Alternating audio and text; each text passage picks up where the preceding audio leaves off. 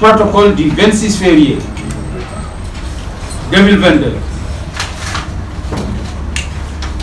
Les accords signés entre le gouvernement du Sénégal et le G7 tardent à être matérialisés. Ce retard dans la mise en œuvre porte notamment sur des points importants relatifs au statut, à la carrière, au plan de formation et à la rémunération des enseignants. Il s'agit notamment de la digitalisation des actes et des procédures de la fonction publique et de l'interconnexion des plateformes des ministères pour mettre un terme aux lenteurs administratives. Il s'agit de la révision de la situation des décisionnaires et de l'extinction du statut ainsi que le relèvement considérable de leur pension de retraite et de l'accès aux imputations budgétaires après la retraite. Il s'agit de la correction du système de rémunération des personnels de l'éducation et de la formation à travers l'équité salariale entre les agents de la fonction publique et l'arrêt de la surimposition dont sont victimes les enseignants. Du parachèvement de la formation diplômante des enseignants et plus précisément des demandeurs de mise en position de stage, des chargés de cours, des enseignants issus du recrutement spécial de novembre 2021, des PC ayant capitalisé plusieurs années d'expérience et qui continuent d'être exploités par un système, et enfin aussi de ce qu'on appelle les titulaires de diplômes spéciaux et des MEPS qui sont au CNEPS des Thiès, ainsi que la révision du statut des METP de la formation professionnelle et technique qui attendent toujours que le gouvernement apporte une réponse à leur situation. Il y a également l'appurement des prêts au logement et des rappels dus aux enseignants. Et enfin, la remise des titres de propriété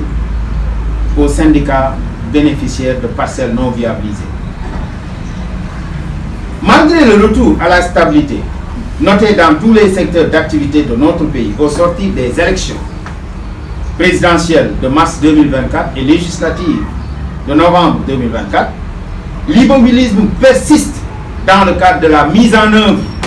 des accords signés avec le régime sortant. Il s'y ajoute les errements multiples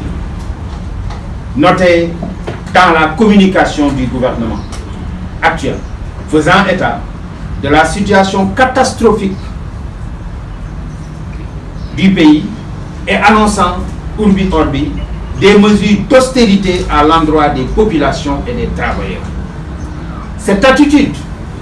a fini de soulever l'ire des organisations syndicales,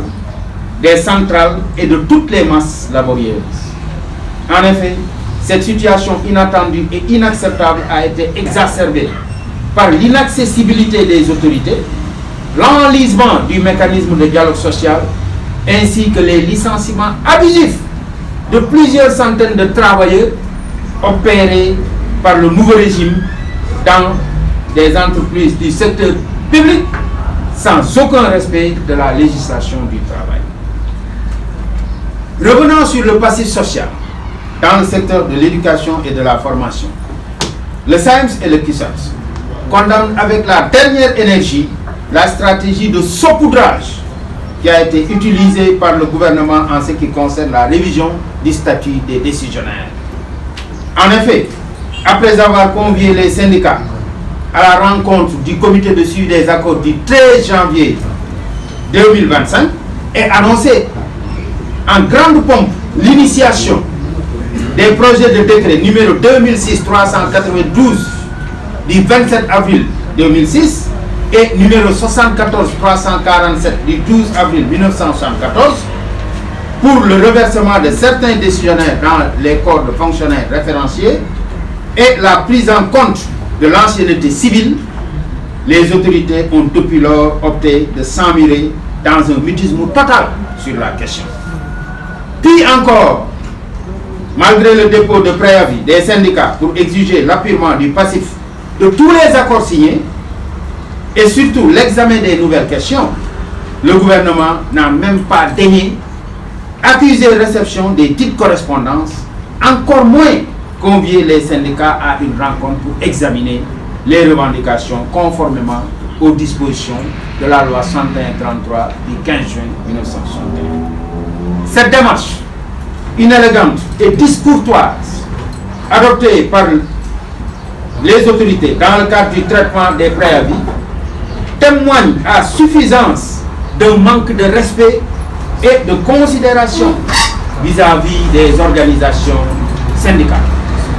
En définitive, le SAEMS et le CUSAMS saisissent l'opportunité de cette conférence de presse pour informer l'opinion publique nationale et internationale que malgré toutes les démarches d'alerte et de veille que les syndicats ont initiées, c'est l'immobilisme total qui règne en ce qui concerne l'application des accords signés. D'ailleurs, conscients de leur mission d'alerte et de veille, et pour éviter au système éducatif sénégalais de renouer avec les perturbations cycliques, les syndicats représentatifs avaient adressé une correspondance aux plus hautes autorités de notre pays au début de l'année scolaire 2024-2025 pour solliciter une rencontre afin de discuter des questions sectorielles. Malheureusement, une fin de non-recevoir a été opposée par les autorités à la correspondance initiée par les syndicats représentatifs. Et c'est l'occasion pour nous de déplorer encore une fois la démarche cavalière et solitaire du ministère de l'Éducation nationale qui ne sollicite guère l'avis des syndicats représentatifs sur les questions stratégiques, dont la dernière en date est le projet de décret portant réorganisation des services du ministère, qui, au regard des incidences et implications majeures, aurait dû faire l'objet de partage. Je peux citer parmi d'autres décisions majeures, mais la question des LINA, qui a été déroulée sans aucun avis des syndicats. Vous avez l'introduction de l'anglais, vous avez beaucoup d'autres activités qu'ils ont initiées, sans pour autant qu'il y ait au départ quand même une concertation ou en tout cas un partage avec les organisations les plus représentatives du secteur de l'éducation. Face à cette situation actuelle que traverse notre pays, le SAEMS et le CUSAMS tiennent à rappeler aux autorités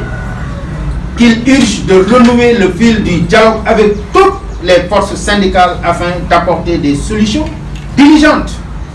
aux lancinantes préoccupations des travailleurs. S'agissant du secteur de l'éducation et de la formation, nous tenons à rappeler que l'année scolaire 2024-2025 est à mi-parcours et que le gouvernement du Sénégal a l'obligation de veiller à son bon déroulement grâce à la mise en œuvre de stratégies efficaces et efficientes pour l'appurement des points inscrits dans les protocoles du 30 avril 2018 et du 26 février 2022. À cet effet, nous exigeons la convocation d'urgence du comité de suivi des accords pour une mise en œuvre effective des accords signés avec le gouvernement, le parachèvement de la digitalisation des actes et des procédures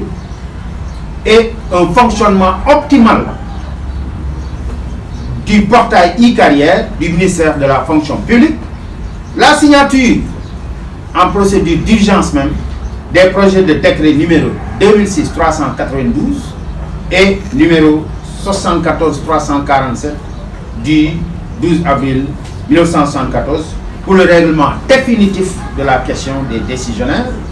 le parachèvement de la correction du système de rémunération des personnels de l'éducation et de la formation grâce à l'équité salariale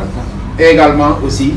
l'effectivité de la formation diplômante universelle pour tous les enseignants qui sont en attente de formation. Et là, nous voulons parler des chargés de cours, des demandeurs de mise en position de stage, des PSC ayant capitalisé plusieurs années d'expérience, des MEPS, de tous ceux qui sont en attente de formation.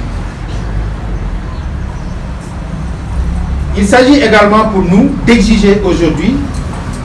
l'appurement de tous les rappels dus aux enseignants, et je rappelle qu'il y a eu un accord qui a été signé dans ce sens et qu'aujourd'hui le gouvernement du Sénégal a l'obligation de respecter. Il s'y ajoute également l'appurement de tous les prêts au logement qui sont devenus aujourd'hui pour les enseignants particulièrement un casse-tête cornélien. Parce que vous avez un prêt, vous faites l'objet de précompte à la source pendant plus de 3, 4, 5, 6, 7, 8, même jusqu'à 10 mois sans pour autant pouvoir voir la couleur de l'argent. Et nous tenons à dénoncer à ce niveau-là particulièrement cette banque-là qui s'appelle la CBAO qui est en train de sucer les enseignants, d'autant plus qu'elle est en train de prendre quand même l'argent des enseignants sans pour autant reverser ces crédits-là auxquels ils ont droit. Donc il faudrait que ces banques qui ont signé cette convention d'externalisation du prêt au logement quand même puissent respecter les dispositions de ce protocole. Et enfin rappeler également que nous exigeons l'examen des nouvelles questions inscrites dans nos préavis, parce que aussi, comme on le dit, nous sommes une machine, nous sommes une locomotive en mouvement. Les acquis qu'on a déjà obtenus avec le régime, nous avons travaillé à les consolider. Nous